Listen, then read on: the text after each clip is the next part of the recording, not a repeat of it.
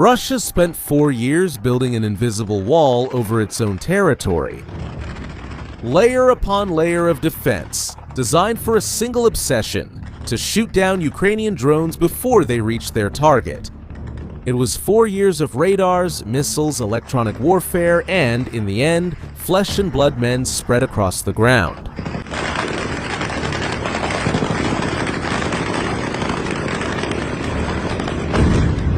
And then, on a night in May last year, over occupied Crimea, a single cheap drone did something that brought down this entire wall. The drone didn't do what they expected it to do. It didn't dodge, it didn't run away, it shot back. Think about how big that is for a second. On one side, a military power that spent 4 years and billions of dollars building the densest anti-drone defense on the planet. On the other side, a drone that costs less than an economy car, carrying a rocket whose roots go back to the 1940s. Yes, from the time of World War II. And this old weapon is breaking through the most expensive defense on the planet.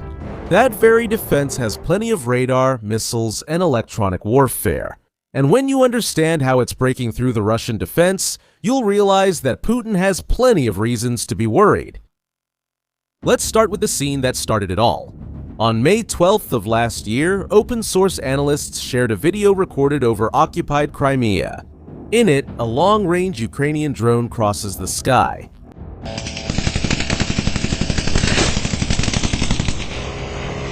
And it does something that no attack drone of this type had done before. It releases a rocket from under its wing, aiming at a Russian target on the ground, and then continues flying toward its main mission. It attacked along the way and kept going. Those who saw it first understood what that meant for the rest of the war.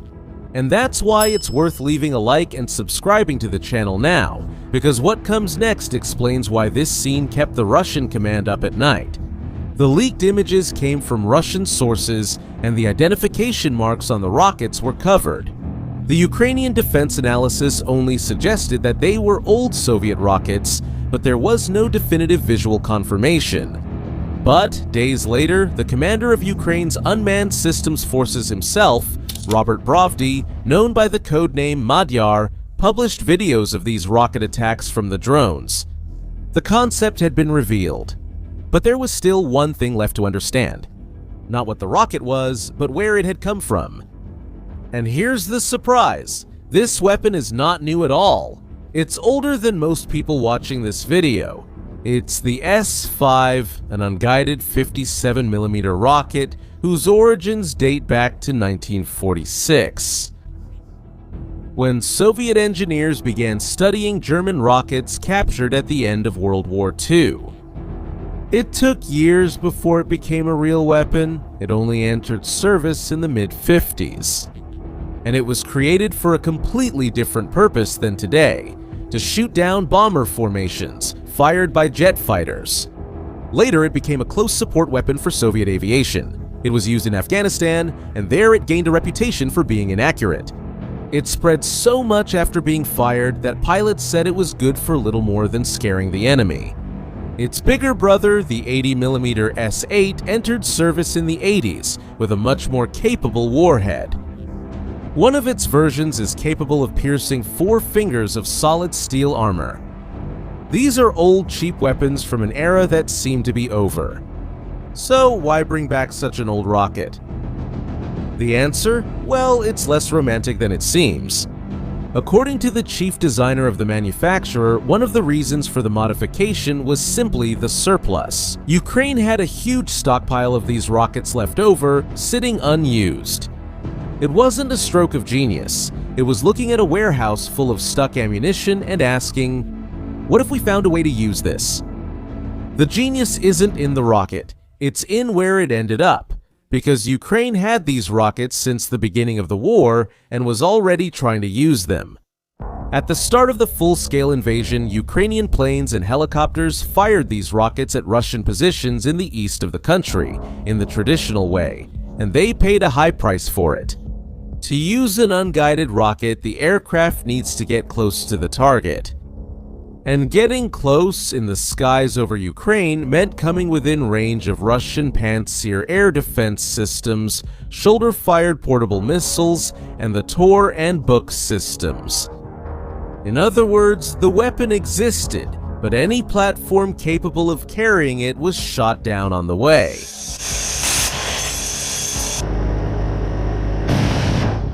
The rocket waited for something to approach without being destroyed. And that something wouldn't be a plane with a pilot inside, it would be a drone, one of those cheap disposable ones that nobody cries over if it goes down. Keep that idea in mind because it's the key to everything that's coming next. And what's coming next is the most important part. Why is this so devastating for Russia, specifically? To understand, we need to climb the ladder that Russia built and see how each step collapsed. The first step was electronic warfare.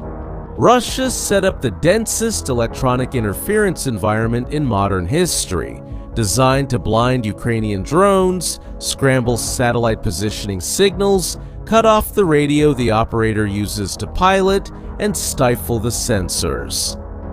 For a while it worked. Drones would lose video in mid-flight and crash. The Ukrainian response was almost artisanal. The fiber optic drone, instead of using radio, uses a wire thinner than a human hair, which unrolls behind the drone as it flies, carrying commands and images as pulses of light. With no radio signal, there's nothing to jam. The drone goes through the electronic storm as if it didn't exist. First layer neutralized. The second step was the missiles. Systems like the Pantsir, a mobile platform on a truck that Russia claimed was the best in the world for shooting down low-flying drones. The problem is that the Pantsir was made for bigger and higher targets. Against small, cheap drones that are almost invisible to radar, it turned out to be too expensive and ineffective. And the numbers tell the story by themselves. Just last year, Ukraine claims to have destroyed more than 136 Russian air defense systems. Some reports mention up to 170. An independent group, which only counts what can be confirmed by images, has recorded dozens of destroyed Pantsir systems. Ukraine says it has eliminated about half of Russia's stock. But notice what Russia itself has started to do. They started taking Soviet-era radars from storage, like the P-18, which are half a century old, and improvising systems with adapted missiles. Madyar himself said that one of these radars was mounted on such an old truck that he barely recognized it. A Russian military blogger admitted the obvious. Manufacturing missiles. Producing Pantsir missiles at the rate they are being lost is physically impossible. Second step, collapsing. And then we reach the last step. When expensive technology failed, Russia went back to basics. If radar and missiles can't stop the drone, then put people on the ground to shoot it down by sight. Mobile fire groups were created. Small teams positioned along the drone approach routes, armed with machine guns, but also, for the most part, with rifles and sniper rifles equipped with thermal sights to see in the dark. They are hunters. Men lying in the cold, watching the night sky through a scope that turns heat into an image, waiting for the hot spot of a drone's engine to appear. It was the most primitive defense of all, and because it was primitive, it was also the hardest to defeat. After all, you can't mistake a man for a rifle. It was the only thing Russia still had standing. And that's exactly what's falling now. To understand why it's falling, you need to see the difference that changes everything. Watch closely. All previous Ukrainian adaptations helped the drone get through. The fiber optic drone passes by unnoticed. The drone that loses signal just falls. The logic has always been to evade the defense. The drone armed with a rocket reverses this logic for the first time. It doesn't run from the hunter. When it encounters the Russian team along the way, it fires rockets designed to hit ground troops. And it heads for the target. The difference is brutal and it's simple. A jammed drone falls without hurting anyone. An armed drone fights back, and not by chance. Commander Madyar himself said in no uncertain terms that these drones were specifically designed for the mobile groups with portable missile launchers and the machine gunners guarding the Russian anti-aircraft defenses. The last layer of Russian defense worked because it was made up of people, and people can't be hacked, but people can be targeted. That's why it all comes together here. Russia didn't swap one weapon for a better one. It was left without the next layer. They used up the electronics, they used up the missiles, they bet on the men, and now the men are under fire too. There's no step below this one left. And the point here isn't necessarily to eliminate the Russian team. It's enough to force them to hide, to change position, to stop working long enough for the other drones to get through. Until then, Ukraine's deep strikes had always been limited less by distance and more by the corridor of defenses between the front line and the target. Every drone that crosses that corridor is an operation. The armed drone doesn't solve this problem entirely, but it lowers the cost of each crossing. And it became clear soon after that it works. On May 17th, Ukraine itself released a video of one of these drones hitting a strategic communications center of the Russian Black Sea Fleet in occupied Crimea.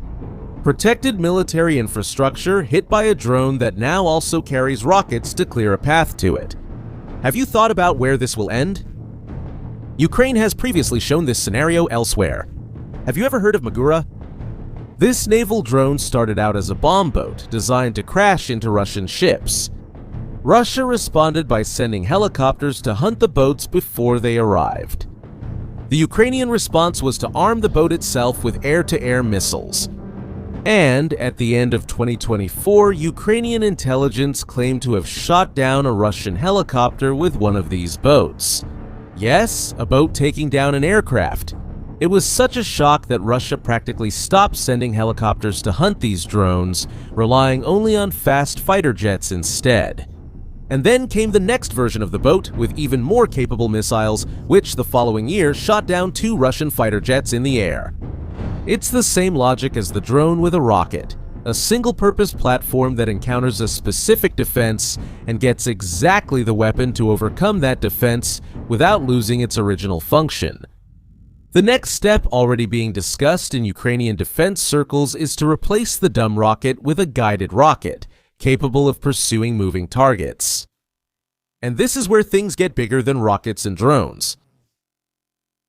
Notice what really happened in these 4 years. Back in 2022, it was Russia who was leading. Russia was the first to use fiber optic drones, and Ukraine copied them within a month. It was Russia that developed electronic warfare against drones. The technical advantage was theirs. But now the advantage has switched sides. Today, Ukraine unveils a new launcher, and Russia takes only a few days to find it in the field. But it can no longer respond at the same pace. And if you stop and look closely, that's the real problem underneath it all. Because in a war like this, technological advantage isn't something you own. It's something that's borrowed. Whoever is ahead today could be playing catch-up tomorrow. And what decides it isn't who has the best equipment, it's who adapts faster. The Russian wall didn't fall because Ukraine invented a magic weapon. It fell because Ukraine dismantled each layer at the same speed that Russia could build it, and then even faster. As you can see, Russia used up all the cards it had: electronics, missiles, boots on the ground. And there were none left up their sleeve.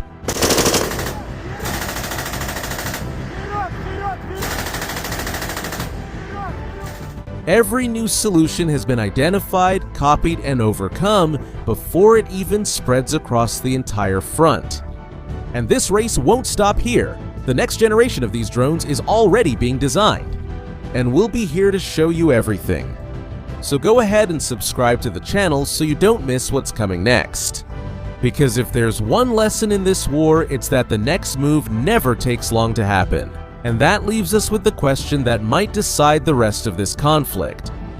And maybe the rest of the wars of this century. Does whoever innovates faster win the war today?